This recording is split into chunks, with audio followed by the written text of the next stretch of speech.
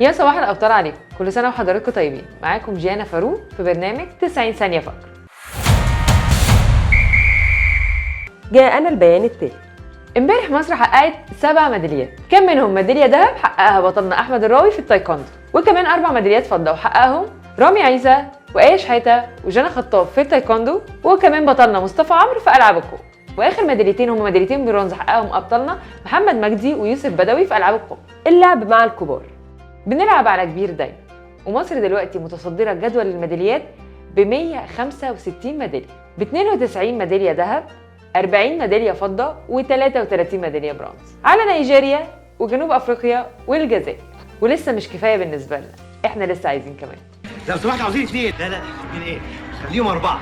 مش معنى ان احنا عدد الميداليات بتاعنا في الكام يوم اللي فاتوا قليلين شويه ان احنا ما بنكسبش، بالعكس احنا لسه عندنا العاب بتتلعب على كذا يوم، وهو ده اللي مخلي ان لسه في الالعاب دي ما قلناش عنها ميداليات. بس ان شاء الله اول لما ابطالنا يخلصوا هتسمعوا ميداليات قد كده. الكهرباء بتقطع هناك بس احنا ابطالنا اللي مضل منها عليهم. انت عمهم وحبس دمهم. في محطة مصر النهارده ان شاء الله هنشارك في التايكوندو، العاب القوه وكره السله والملاكمه والهوكي وكره اليد والتنس والكره الطايره. استنوني في حلقه جديده هنتابع فيها اخبار ابطالنا في فقره. ما تنسوش في دعواتكم. اسيبكم انا عشان الحق اعد النتائج اللي ابطالنا بيعملوها.